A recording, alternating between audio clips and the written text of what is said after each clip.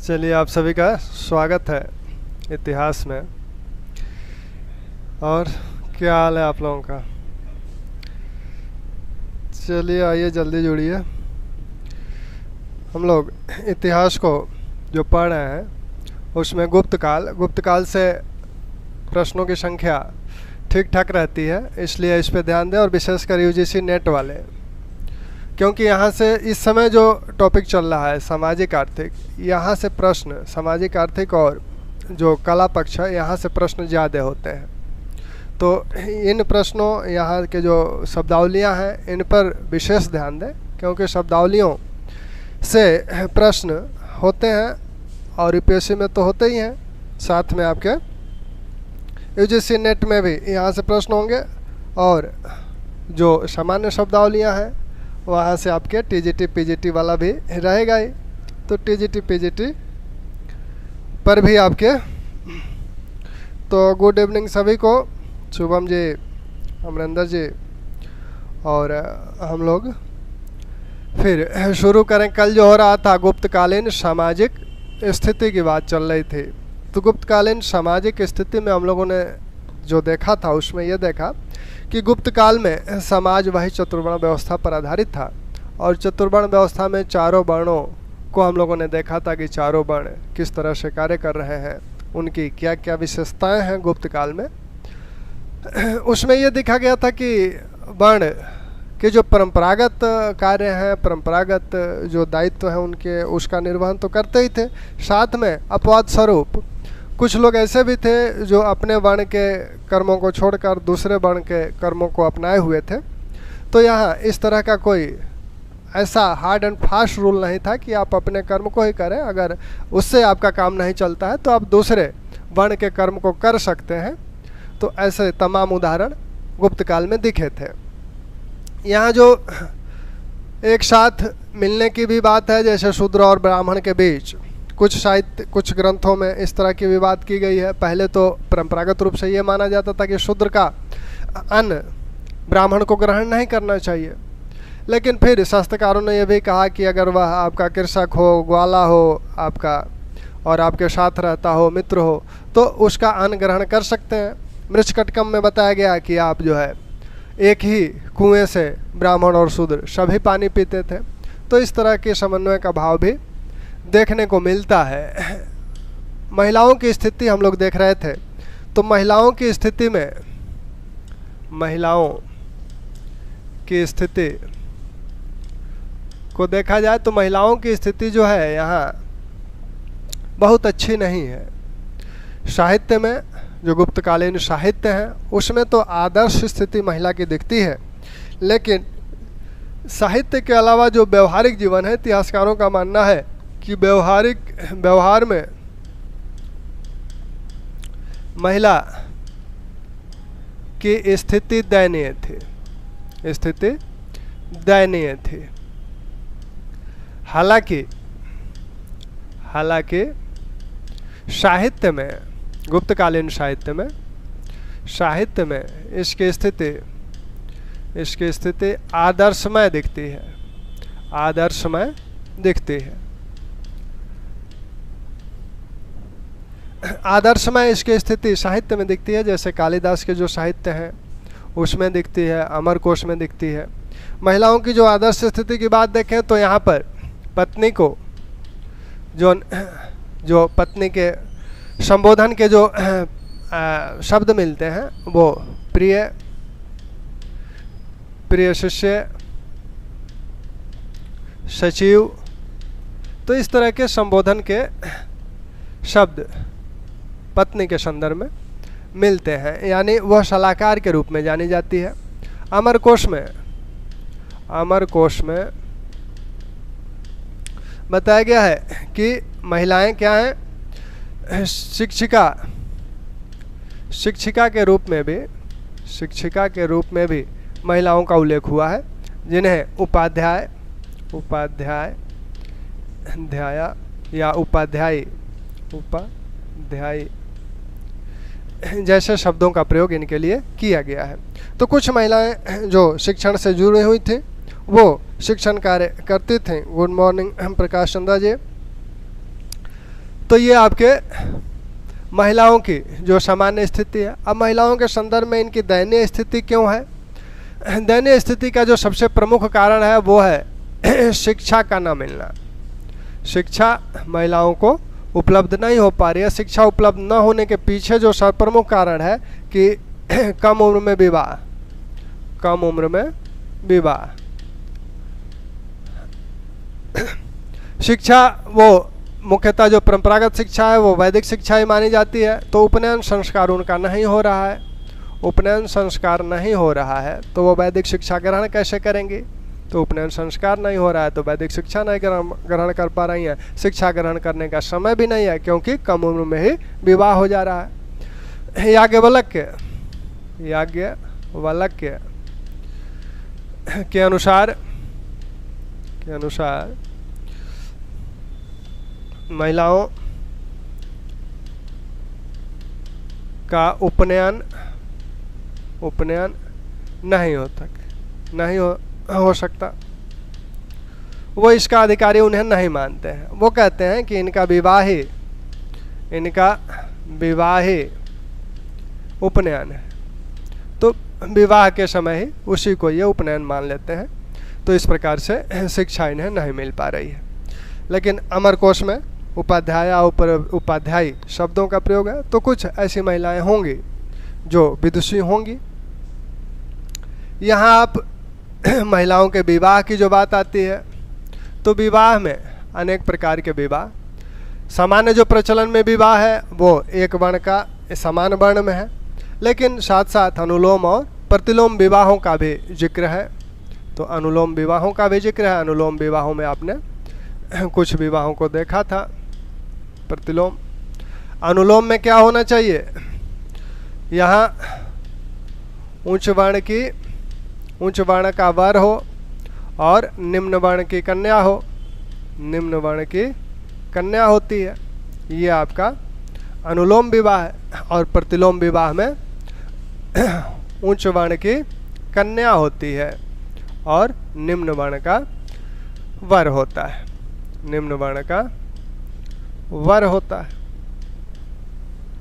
यहाँ जो याज्ञवल्क्य के द्वारा जो याज्ञवल्क्य ने जिन विवाहों का उल्लेख किया है, अनुलोम और प्रतिलोम, और इनसे जिन उत्पन्न संतानों का उल्लेख किया है उन्होंने, तो इनसे जो उत्पन्न संतान है, जैसे आपका उच्च वर्ण का वर है, ब्राह्मण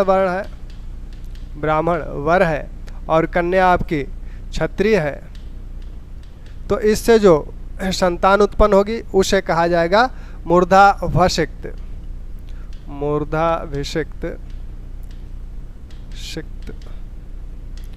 इसे कहा जाएगा मूर्धाभिषिक्त। तो ये विभिन्न नाम दिए गए हैं मूर्धाभिषिक्त। ये जो यहाँ अगर ब्राह्मण है, वर ब्राह्मण है, कन्या वैश्य है, तो यहाँ जो संतान उत्पन्न होगा उसे अम्बष्ठ बोला जा रहा है। अम्बष्ठ बोला जा रहा है। यहाँ वर भी ब्राह्मण ही है और ये आपका शूद्र है, तो यहाँ निषाद या पराशव बोला जा रहा है। संतान को निषाद या पराशव बोला जा रहा है। यहाँ अगर क्षत्रिय है और यहाँ आपका वैश्य है, तो यहाँ जो संतान बोला जाएगा माहिष्य, क्षत्रिय, शूद्र, संतान उग्र, अब वैश्य, शूद्र, संतान कर्ण। ठीक, तो ये आपके अनुलोम विवाहों और उनसे उत्पन्न संतानों को जो नाम दिया जा रहा है, ये जातियां बन गई। तो जातियों के बढ़ने का जो प्रमुख कारण है वो ये अनुलोम और प्रतिलोम विवाह ही हैं। तो अनुलोम विवाह से आपने ये देखा, इतने हैं। अब प्रतिलोम विवाह की अगर बात की जाए तो प्रतिलोम विवाह में क्या देखा था? प्रतिलोम विवाह में हम लोगों ने देखा था, प्रतिलोम विवाह,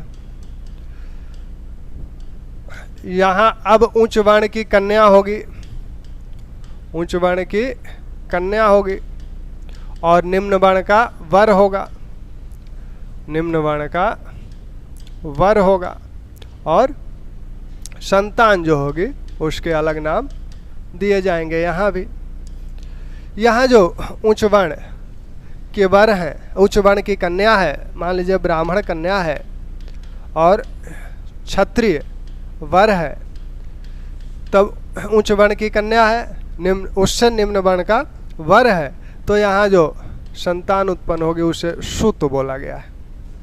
ठीक, यहाँ ब्राह्मण ही है और वैश्य है, तब वैदेहक बोला गया है, जो संतान उत्पन्न होगी उसे वैदेहक बोला जाएगा। यहाँ ब्राह्मण वर्ण की कन्या है और वह शूद्र वर्ण से, शूद्र वर्ण के वर से विवाह करती है, तो इसी को चंडाल बोला जाता है। चंडाल यही बोला जा रहा है। क्षत्रिय वर्ण की कन्या है, वैश्य वर्ण का वर है, तब आपका ये पुक्कश इसे बोला गया है। यहाँ वैश्य वर्ण की कन्या है, वैश्य वर्ण की कन्या है, शूद्र वर्ण का वर है, तो यहाँ जो संतान बोला गया है अयोगव। ठीक, तो ये कभी कभी आपसे पूछे जाते हैं, विशेषकर चंडाल निषाद तो पूछे ही जाते हैं, तो इनको आप ध्यान रखें। चंडाल की उत्पत्ति किससे होती है? ब्राह्मण वर्ण की कन्या हो, शूद्र वर्ण का वर हो, तब चंडाल की उत्पत्ति होती है। यह शुद्ध, महाभारत में भी इसका आप उल्लेख देखते हैं। तो ब्राह्मण वर्ण की कन्या हो और क्षत्रिय वर्ण का वर हो, तब शुद्ध। यहाँ आपने जिनको देखा था, इसमें आपके ये जो है ब्राह्मण, शुद्ध, निषाद, पराशव, ये पूछे जाते हैं बार बार, ये आपका पूछा जाता है, तो इनको तो विशेषकर ध्यान रखें ही। ठीक, यहाँ तक कोई समस्या? यहाँ तक ठीक है?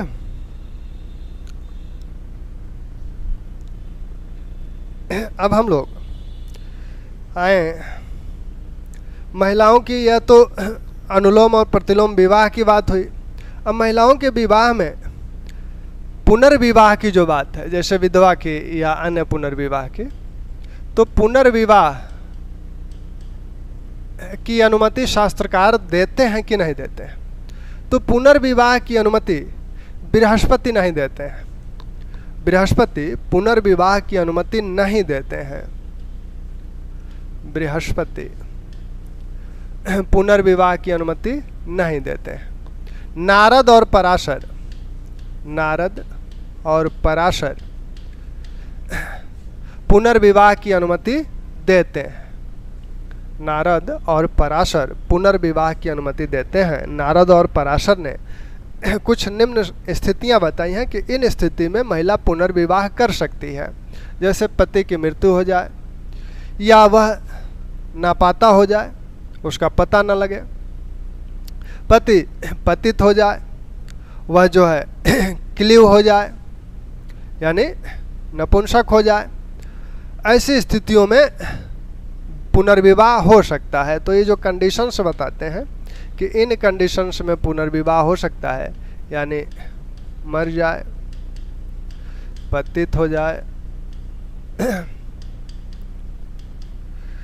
नपुंसक हो जाए, नापता हो जाए और आपके मर जाए, पतित हो जाए, नपुंसक हो जाए, नापाता हो जाए, ऐसी परिस्थितियों में नारद और पराशर कहते हैं कि पति जो है, पत्नी जो है दूसरा विवाह कर सकती है। अब दूसरा विवाह वह कर सकती है और इसी में मान लीजिए वह निष्कासित अगर किया जाता है, दंड से देश निष्कासित हो जाता है, तब उस वैसे में भी वह 5 कंडीशंस ये हैं, 5 कंडीशंस में वह विवाह कर सकती है। तो यहाँ गुप्त काल में पुनर्विवाह की बात सिर्फ बृहस्पति नहीं स्वीकार करते हैं, अन्यथा नारद और पराशर इस विवाह को स्वीकार करते हैं। अब महिलाओं के जो उत्तराधिकार संबंधी विवाद है, उत्तराधिकार में क्या मत है, उत्तराधिकार में क्या परिपाटी है यहाँ, तो उत्तराधिकार में ये कहा गया है सबसे पहले तो एक तो आपका स्त्री धन है, इसकी बात हम लोग सूत्रकाल से ही देखते चले आ रहे हैं। स्त्री धन वह धन है जो महिला विभिन्न अपने संबंधियों से उपहार के रूप में प्राप्त करती है विवाह के समय और विवाहोपरांत।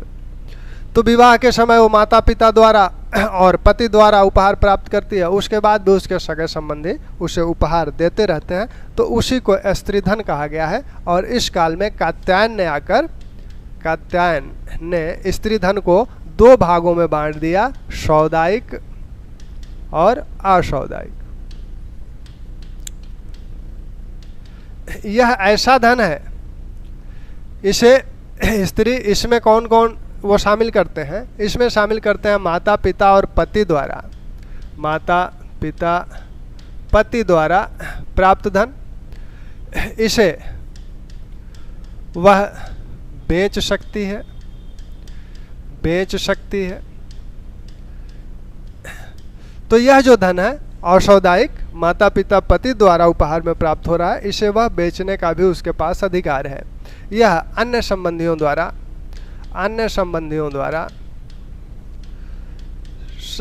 द्वारा प्राप्त धन, इसे वह बेच नहीं सकती, इसे बेच नहीं सकती, दूसरे को दे नहीं सकती, बेच नहीं सकती। तो इसे बेचने का अधिकार उसे नहीं है। सौदायिक कौन सा धन है, सौदायिक वह स्त्री धन है जिसे वह बेच सकती है, इसमें माता पिता और पति द्वारा दिए गए उपहार शामिल है। असौदायिक वह धन है जिसे वह बेच नहीं सकती, इसमें अन्य संबंधियों द्वारा दिए गए उपहार शामिल हैं। तो इसका विभाजन किसने किया, कात्यायन ने किया। तो आपसे यह सीधे सीधे पूछा जाता है कि सौदायिक जो धन है वह क्या है, तो एक तो स्त्री धन है, स्त्री धन का एक रूप है, और दूसरा इसे स्त्री बेच सकती है। तो निम्न में से कौन सा धन स्त्री बेच सकती है, इस तरह से इस पे एक सवाल बनता है आपका। स्त्री धन के अलावा दूसरे, अच्छा इसी में कात्यायन कहते हैं कि वह सिर्फ चल संपत्ति को ही नहीं बेच सकती, इनके अनुसार स्त्री चल और अचल दोनों संपत्ति बेच सकती है, चल और अचल दोनों प्रकार की संपत्ति बेच सकती है, दोनों प्रकार की संपत्ति बेच सकती है, संपत्ति बेच सकती है, ये कात्यायन का मानना है। लेकिन नारद कहते हैं बिल्कुल नहीं, नारद के अनुसार वह केवल चल संपत्ति बेच सकती है, नारद के अनुसार वह केवल चल संपत्ति बेच सकती है, चल संपत्ति बेच सकती है, अचल को नहीं बेच सकती, ऐसा नारद का कहना है। नारद का कहना है कि वह चल संपत्ति को बेच सकती है, अचल संपत्ति को नहीं बेच सकती। कात्यायन का कहना है कि वह दोनों प्रकार की संपत्तियों को बेच सकती है, चल संपत्ति को भी बेच सकती है, अचल संपत्ति को भी बेच सकती है। ठीक, यहाँ तक कोई दिक्कत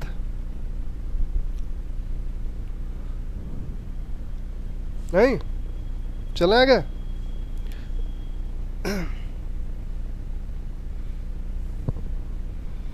कहानीकर जी आगे चलें। तो यहाँ वह चल संपत्ति को नारद के अनुसार बेच सकती है, अचल नहीं बेच सकती। कात्यायन के अनुसार दोनों बेच सकती है। ठीक, अब जो दूसरी संपत्ति है, अच्छा यह जो ये चल स्त्री धन दिख रहा है, स्त्री धन की विस्तृत व्याख्या मनु ने की है, लेकिन आगे चलकर पूर्व मध्यकाल में हम लोग देखेंगे कि स्त्री धन में अन्य चीज़ें भी शामिल कर दी जाएंगी, यानी स्त्री धन का विस्तार होगा। स्त्री धन का और विस्तार आपका पूर्व मध्यकाल में होगा। तो यहाँ अब संपत्ति संबंधी अधिकारों को, स्त्री के लिए संपत्ति संबंधी अधिकार क्यों आवश्यक हो गए? यह इसलिए भी आवश्यक हो गए क्योंकि अब कम उम्र में विवाह होता था, तो अमूमन कम उम्र में जो महिलाएं थी विधवा हो जाती थी, तो उनके जो निर्वहन के लिए, जीवन निर्वहन के लिए उनके पास धन या संपत्ति का होना आवश्यक था। इसलिए शास्त्रकारों ने इसका विस्तार और करते गए वो लोग। जो उत्तराधिकार की संपत्ति है, उत्तराधिकार की संपत्ति, तो उत्तराधिकार की संपत्ति में कुछ शास्त्रकार मानते हैं कि उत्तराधिकार है उसका, विधवा का, पुत्र अगर नहीं है तो, पुत्री अगर नहीं है तो। कुछ मानते हैं कि उत्तराधिकार नहीं है। जैसे बृहस्पति, विष्णु, याज्ञवल्क के अनुसार विधवा का उत्तराधिकार, पति की संपत्ति का वो उत्तराधिकारी होती है। तो कौन कौन मानता है? विष्णु, बृहस्पति और याज्ञवल्क।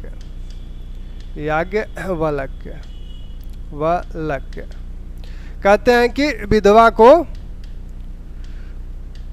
विधवा उत्तराधिकार की संपत्ति प्राप्त कर सकती है, उत्तराधिकार की संपत्ति उसे मिलनी चाहिए।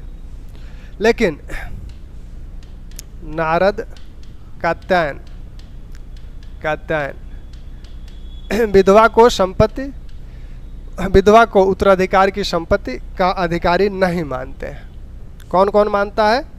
गुप्त काल में विष्णु, बृहस्पति और याज्ञवल्क कहते हैं कि विधवा का उत्तराधिकार पर अधिकार है, लेकिन नारद और कात्यायन कहते हैं कि विधवा का उत्तराधिकार पर अधिकार नहीं है।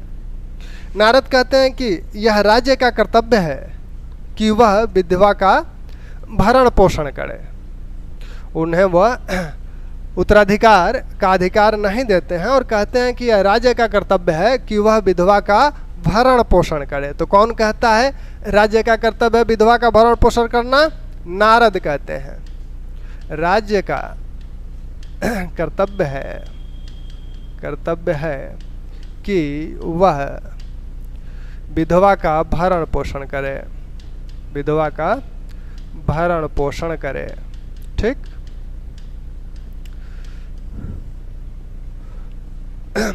तो यहाँ वो कहते हैं कि विधवा का भरण पोषण करे। कौन कहता है? नारद कहते हैं। तो ये सीधे सीधे आपसे पूछा जाता है बार बार कि कौन कहता है कि विधवा का भरण पोषण करना राज्य का कर्तव्य है? विधवा को भरण पोषण से ही मतलब है, तो भरण पोषण उसका हो जाए, ये उत्तराधिकार पे उसका अधिकार नहीं मानते हैं और भरण पोषण की जहाँ तक समस्या है उसकी जिम्मेदारी राज्य को सौंप देते हैं। ठीक। अब यहाँ जो विवाह की बात है, तो विवाह में हम लोगों ने देख लिया कि विवाह, पुनर्विवाह को कौन इजाज़त दे रहा है, कौन इजाज़त नहीं दे रहा है। इजाज़त देने वालों में नारद और पराशर हैं, बृहस्पति इजाज़त नहीं दे रहे हैं।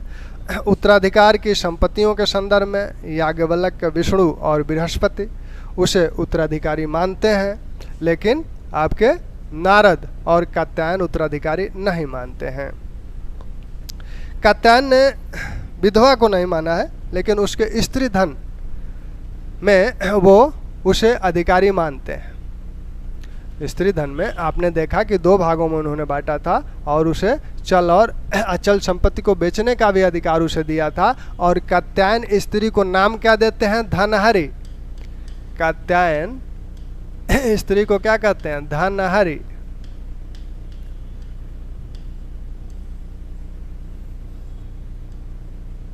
ठीक। अब पुत्री के उत्तराधिकार की बात है। याज्ञवल्क के पहले शास्त्रकार हैं जिन्होंने पुत्रियों के उत्तराधिकार की बात कही और उनके धन संबंधी अधिकार की बात कही। वो कहते हैं कि अगर पति का पुत्र है तब तो उत्तराधिकारी वही है, कोई डाउट ही नहीं है।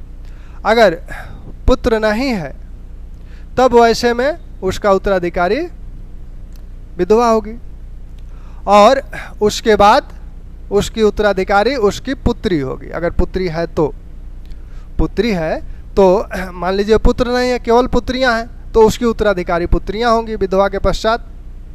यानी याज्ञवल्क्य के अनुसार जो उत्तराधिकार का क्रम है, याज्ञवल्क्य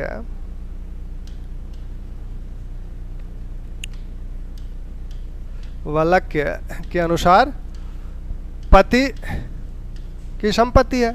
पुत्र है तो पुत्र, पुत्र अगर नहीं है तो विधवा,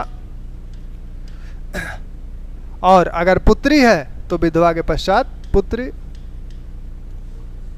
ठीक, तो ये इनका क्रम है याज्ञवल्क्य का कि इस तरह से उत्तराधिकार होना चाहिए। पुत्रियों के उत्तराधिकार के संदर्भ में जो महाभारत काल से, महाभारत के समय से ही सभी लोग पुत्रियों को उत्तराधिकारी मानते हैं। लेकिन पुत्री को उत्तराधिकारी कब माना जाता है? जब पुत्र न हो। पुत्री संपत्ति की उत्तराधिकारी है कब? जब पुत्र न हो, और अगर पुत्र नहीं है फिर भी वह उत्तराधिकारी जो होती है अविवाहित होने तक, ऐसा कुछ शास्त्रकारों ने माना और कुछ लोगों ने उसे पूरे जीवन तक उत्तराधिकारी माना है। यानी इस बात से तो सभी सहमत हैं कि पुत्री का अधिकार है संपत्ति में। अगर पुत्र नहीं है तो, पुत्र है तब तो उत्तराधिकारी वही है। तो ये हम लोगों के सामाजिक स्थिति में महिलाओं की स्थिति रही।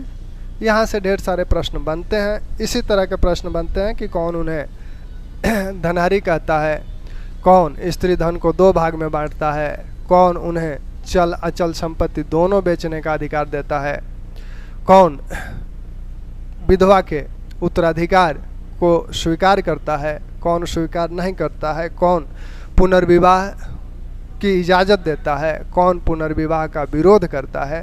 तो बृहस्पति पुनर्विवाह का विरोध कर रहे हैं, ये आप देख रहे हैं।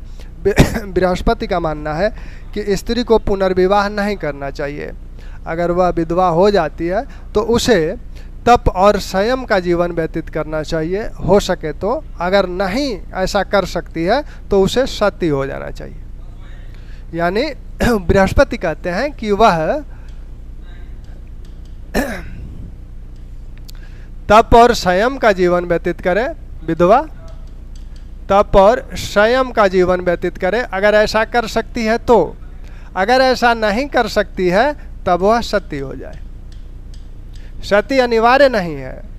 यहाँ शास्त्रकारों ने सती होना अनिवार्य नहीं बताया, लेकिन अगर कह रहे हैं कि अगर तप और संयमी का जीवन नहीं व्यतीत कर पाती है, ऐसी दशा में वो सती हो सकती है।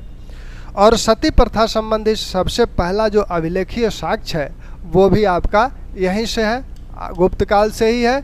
एरण अभिलेख, एरण अभिलेख 510 ईस्वी का आपने देखा था। ये अभिलेख है किसका? ये अभिलेख है किसका है? भानुगुप्त का।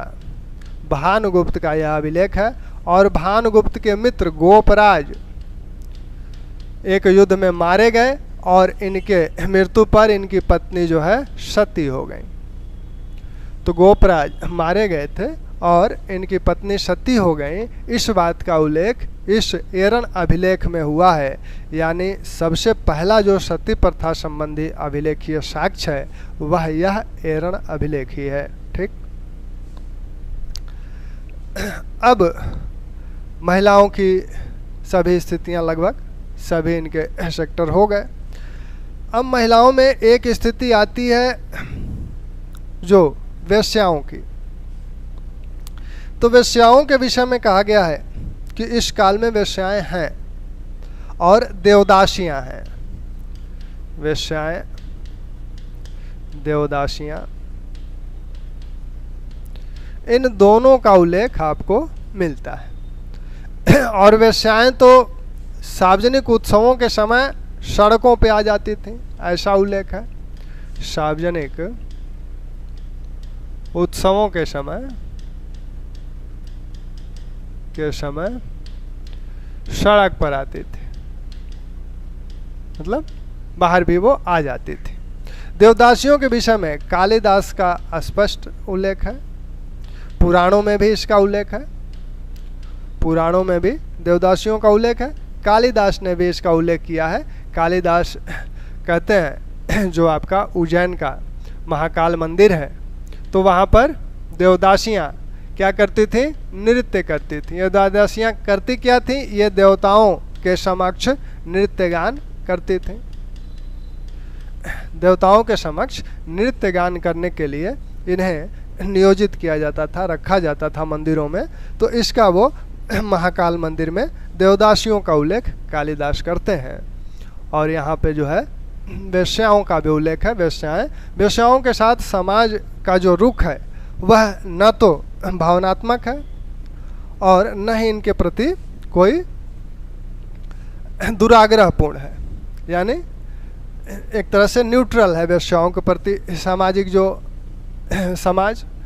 तो इन्हें न तो बुरी नज़र से देखा जाता है और न ही इन्हें भावनात्मक दृष्टिकोण से इनके प्रति संवेदना व्यक्त की जाती है। तो ये महिलाओं की स्थिति, गुप्तकालीन महिलाओं की स्थिति रही। अब हम लोग आए, क्योंकि सामाजिक स्थिति तो लगभग हो ही गई। खान पान जो है वह आजकल के जैसे खान पान है वही है, विभिन्न प्रकार की फसलें हैं, विभिन्न प्रकार के अनाज हैं, तो खान पान की विविधता भी है। पहनावा ओढ़ावा जो है, पहनावे ओढ़ावे में थोड़ा सा कुछ प्रचलन जो कुषाण और शकों की तरफ से आया था, जैसे कोट और पायजामा या जूता, ये सब जूता नोकीदार वाला, तो वो सब पहनावा ओढ़ावा भारतीय समाज में भी शामिल हो गया था। यहाँ महिला पुरुष दोनों आभूषण प्रिय हैं, दोनों आभूषण पहनते हैं, तो अनेक आभूषण बनाने का भी जिक्र है। समाज में जो नवयुवक होते थे इन्हें विभिन्न प्रकार की कलाओं का प्रशिक्षण दिया जाता था। अच्छा, वेश्याओं के प्रशिक्षण के लिए भी, इनके प्रशिक्षण की भी बात कही गई है कि वेश्याओं का प्रशिक्षण भी दिया जाता था। वात्सायन के कामसूत्र में इनके प्रशिक्षण का भी उल्लेख है। युवाओं को भी विभिन्न प्रकार की कलाओं का प्रशिक्षण दिया जाता था। तो हम लोग अब आ जाएं आर्थिक स्थिति। मनोरंजन के साधन भी नृत्य गान है ही आपका, इसके साथ ही आपका घुड़दौड़ और ये सब चल ही रहा है, रथ वगैरह यहाँ भी हैं। तो वो सब मदारी वगैरह जो मौर्य काल में हम लोग देखे थे वो भी यहाँ निरंतर चल रहे हैं। तो मनोरंजन के भी साधन वही हैं, कोई स्पेशली मनोरंजन का साधन यहाँ नहीं जुड़ता है जो यूनिक हो। आर्थिक स्थिति में हम लोग जिन जिन चीज़ों का आर्थिक स्थिति में अध्ययन किया जाता है तो उसमें कृषि, पशुपालन, शिल्प, उद्योग, व्यापार, वाणिज्य और मुद्रा। कृषि की बात हम लोग पहले करें तो कृषि के अनेक साक्ष्य यहाँ मिलते हैं। कृषि संबंधी अनेक साक्ष्यों का उल्लेख गुप्त काल में होता है। अनेक प्रकार की भूमियों का उल्लेख किया गया है। अमरकोश में, अकेले अमरकोश में ही 12 प्रकार की भूमि बताई गई है। विभिन्न फसलों की अनेक किस्मों का उल्लेख हो रहा है, अनेक प्रकार के हलों का उल्लेख है। तो इन सब उल्लेखों से यह स्पष्ट है कि कृषि एक समुन्नत स्थिति में है। तो कृषि के संदर्भ में भूमि के जो प्रकार हैं उनको देखें। भूमि के अनेक प्रकारों का उल्लेख है। अमरकोश में 12 प्रकार की भूमि बताई गई है। अमरकोश में 12 प्रकार की भूमि बताई गई है। अब इस 12 प्रकार की भूमियों में जो प्रमुख भूमियां हैं यहाँ जो बताई गई हैं उसमें उपजाऊ, बंजर, आपकी मरु यानी मरुस्थलीय,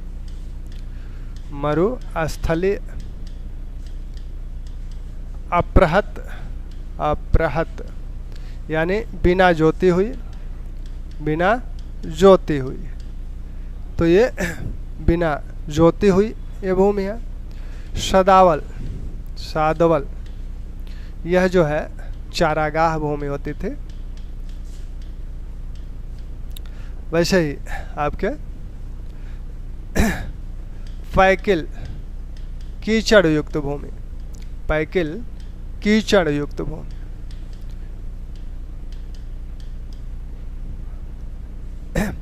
एक जो जल प्राय मनुपम,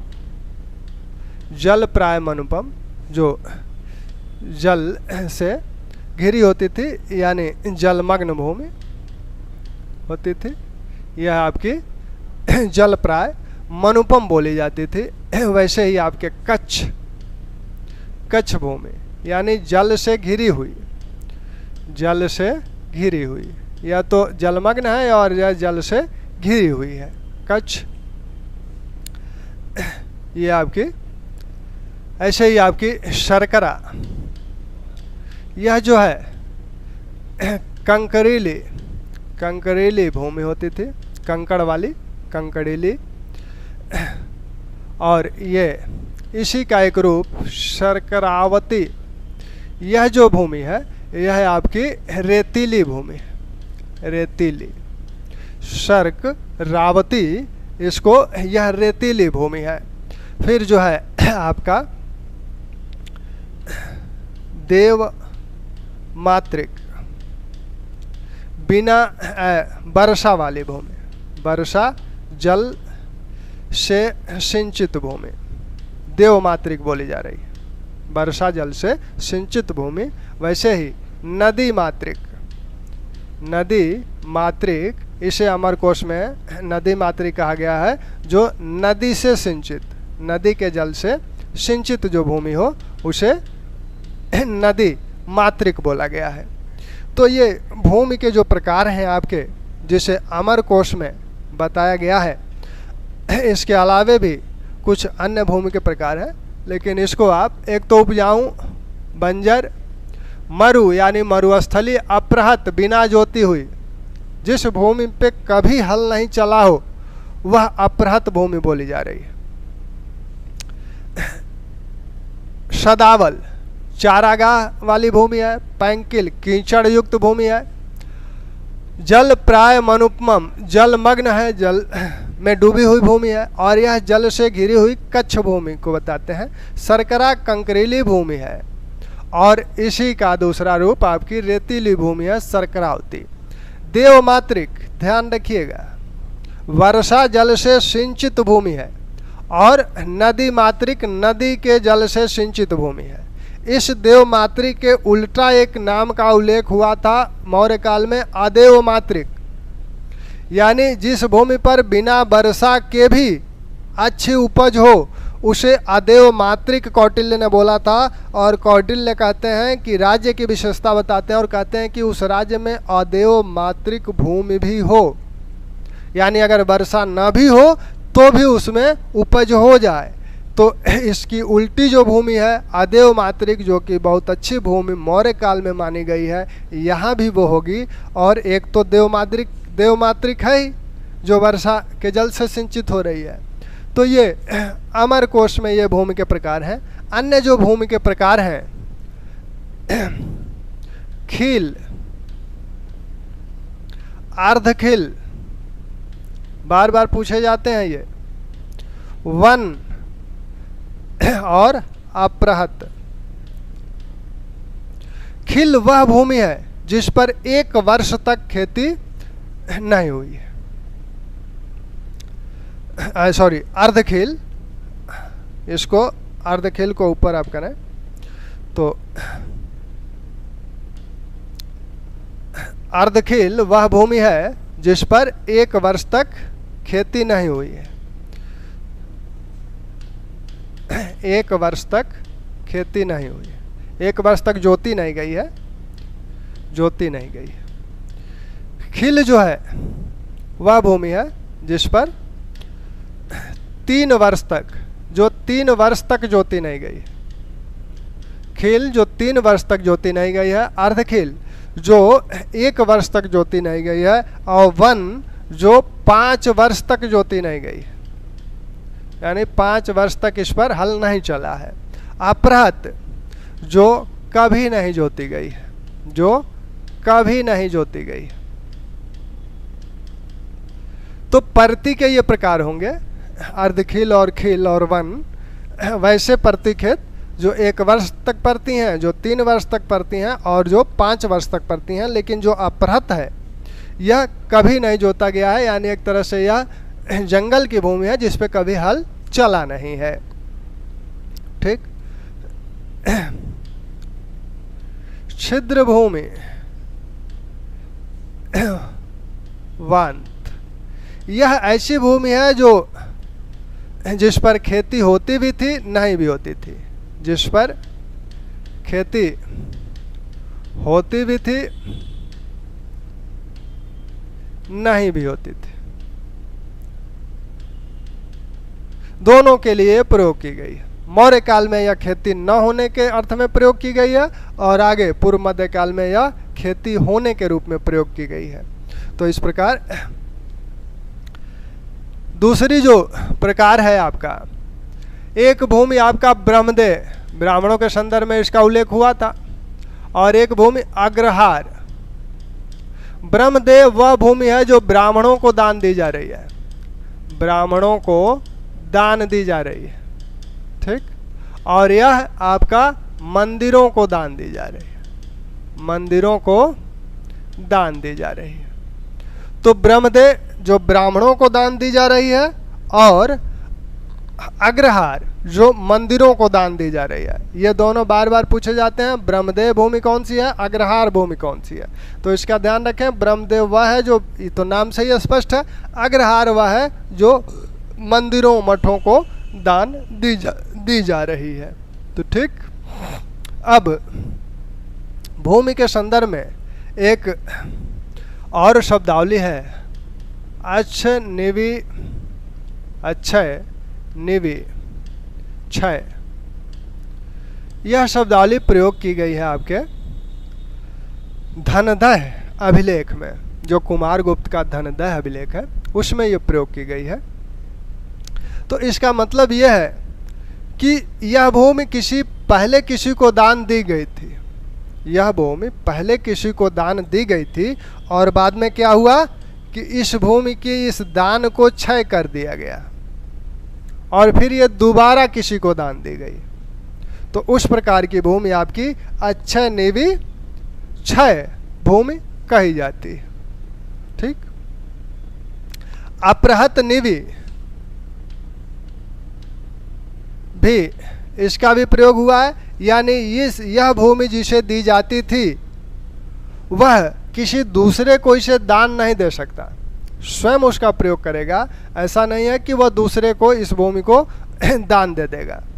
यहाँ जो भूमि दान की परंपरा है गुप्त काल में, जो कि आप देखते चले आ रहे हैं, ग्राम दान और भूमि दान की परंपरा सातवाहन काल में अभिलेखों में सबसे पहले आती है। हालांकि भूमि दान मौर्य काल में भी दिया जा रहा है, लेकिन वो ब्राह्मणों के शिक्षा और यज्ञ संदर्भ में दिया जा रहा है। यहाँ जो है मंदिरों आदि को भी भूमि दान दिया जा रहा है और यह जो है गांव दान भी यहाँ दिया जा रहा है। तो यहाँ व्यापक पैमाने पर भूमि दान को पुण्य का कार्य माना जाने लगा। तो ये जो भूमि दान दिया जाता था तो इसी को आगे चलकर इस अग्रहार भूमि को रामशरण शर्मा कहते हैं कि यह सामंतवाद के विकास में प्रमुख कारण यही था, अग्रहार जो भूमि दान था, जो कि 1 गांव 2 गांव 10 गांव दिया जाता था। तो इसी से आगे चलकर सामंतवादी प्रथा का विकास हुआ, ऐसा रामशरण शर्मा का कहना है, लेकिन अन्य इतिहासकार इससे सहमत नहीं है। भूमिदान जो दिया जाता था तो उसमें भूमिदान के लिए करना क्या था, अगर कोई यहाँ जो भूमि बिक्री की जा रही है, मान लीजिए आप अपनी भूमि दूसरे को बेचना चाह रहे हैं, तो इसके लिए पहले राज्य की अनुमति लेनी होती थी। जो जिला में जो आपने देखा था विषय में जो एक अधिकारी था पुस्तपाल, जो कि अभिलेखों का संरक्षक था, तो पहले इस पुस्तपाल से अनुमति लेनी होती थी।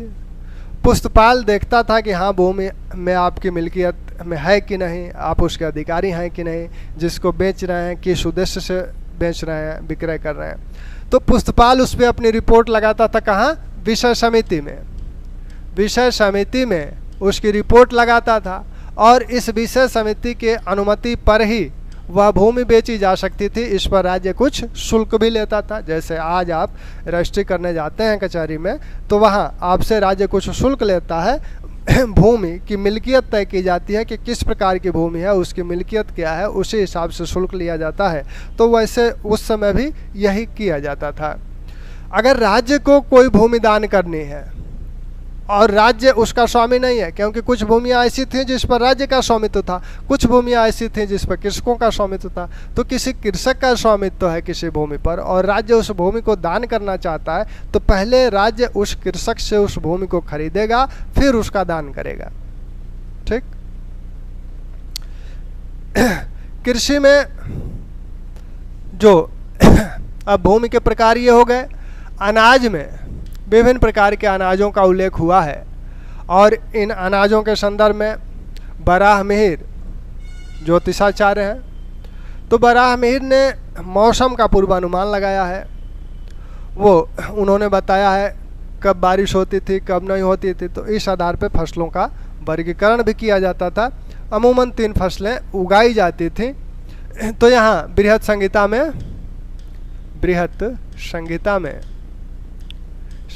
में मौसम के विषय में बताया गया है।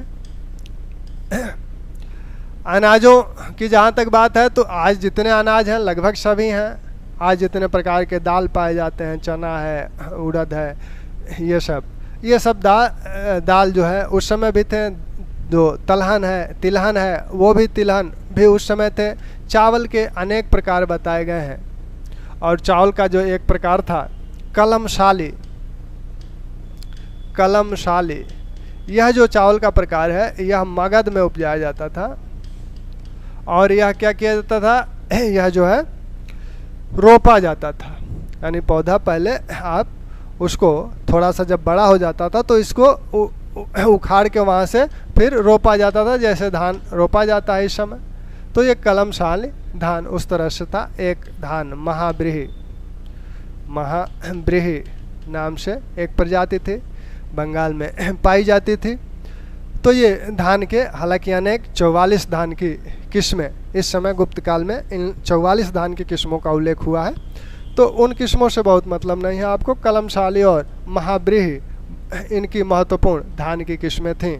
वैसे ही दलहन की भी अनेक किस्में बताई गई हैं, मूंग की भी अनेक किस्में बताई गई हैं। गन्ना, इस समय सर्वाधिक गन्ने की बहुत खेती होती थी। गन्ने की खेती इस समय बहुत होती थी। गन्ना आप देख रहे हैं मौर्य काल में भी है, यहाँ भी गन्ने की खेती बहुत हो रही है। अमरकोश में 5 प्रकार के हल बताए गए। 5 प्रकार के हल बताए गए।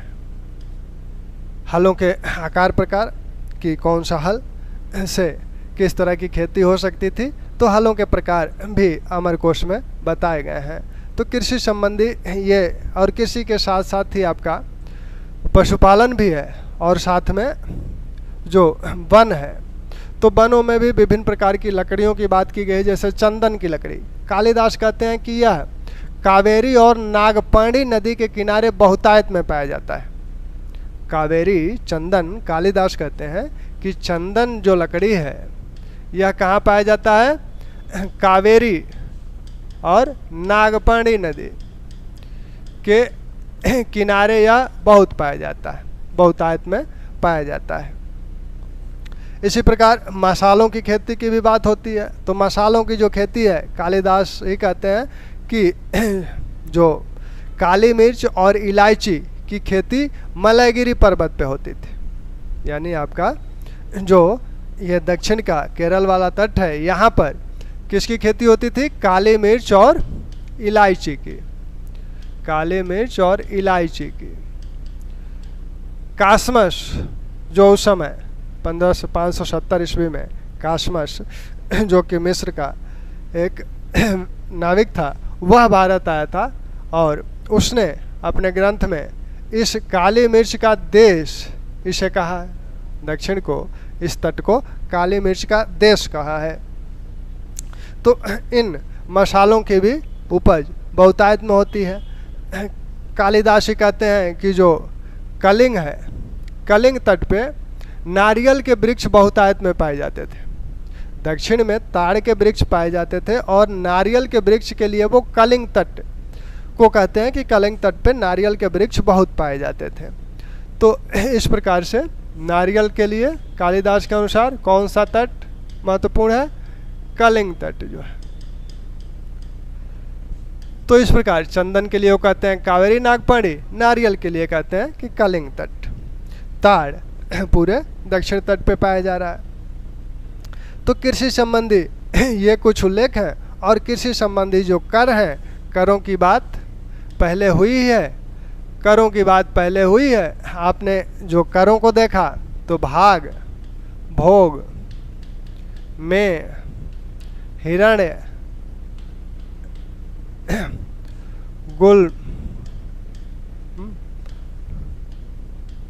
अवलगक, ऊपरी कर, उदग्र,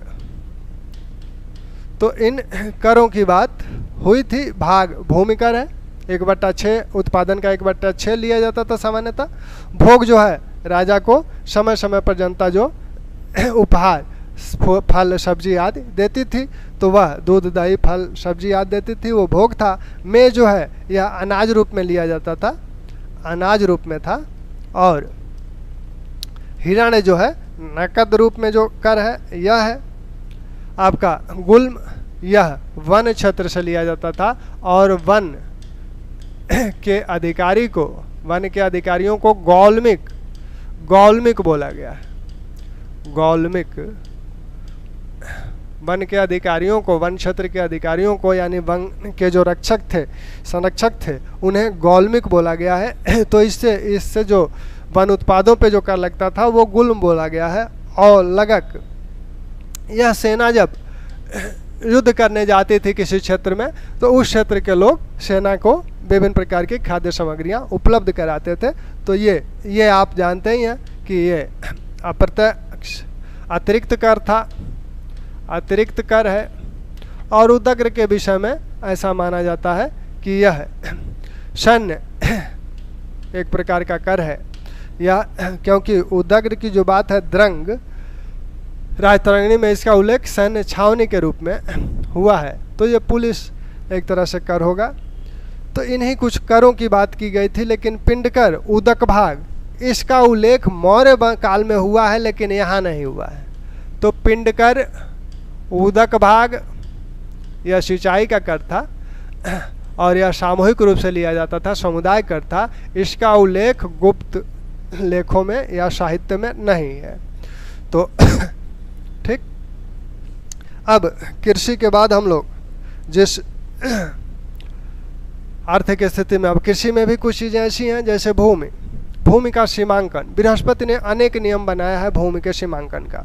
भूमि के सीमांकन का कार्य पहले से चला आ रहा है कि भूमि कैसे निर्धारित होगी कि किसकी है। तो उसके सीमांकन के लिए गांव, पहाड़, पेड़, इसकी बात की जाती थी। या अगर ऐसा कुछ नहीं है तो उसे खाई खोद के उसमें कोयला आदि डाला जाता था। तो इस तरह से सीमांकन किया जाता था और उसके भी अनेक नियम शास्त्रकारों ने बना रखे थे। अब इसके बाद, कृषि के बाद का जो आर्थिक तत्व है वह है शिल्प और उद्योग। तो शिल्पों में अनेक प्रकार के शिल्पों का उल्लेख यहाँ होता है। धातु संबंधी उद्योग हैं, मृदभांड है, आपके नौका बनाने का उद्योग है जो बढ़ईगिरी है, क्योंकि यहाँ नावें बहुत प्रसिद्ध हैं। नाव बनाने के लिए गुप्तकाल प्रसिद्ध था, तो नावें बनाने का भी कार्य यहाँ व्यापक पैमाने पर हो रहा है। वस्त्र उद्योग, वस्त्र उद्योग तो भारत में शुरू से ही विख्यात है, इस समय भी यह विख्यात है और विभिन्न प्रकार के वस्त्रों का उल्लेख हुआ है। पहले के जो वस्त्र हैं आपके कौसे, छौम, उनका भी उल्लेख कालिदास करते हैं। साथ में चिनांशुक और अंशुक जैसे वस्त्रों का भी उल्लेख करते हैं। चिनांशुक जो है ये चीन से आने वाला रेशमी वस्त्र है। पत्रोण नामक एक वस्त्र का भी वो उल्लेख करते हैं। अमर सिंह बताते हैं कि जो रेशमी वस्त्र यहाँ बनते थे उस पर हंस की आकृतियाँ बनाई जाती थीं। तो अगर कहा जाए कि हंस की आकृतियाँ किस काल के वस्त्रों पर बनाई जाती थी, तो उसके लिए आप कहेंगे कि हंस की आकृतियाँ गुप्त काल में बनाई जाती थी। तो चलिए शिल्प और कला को कल कर लिया जाएगा। कल आर्थिक एक तरह से हो ही जाएगा।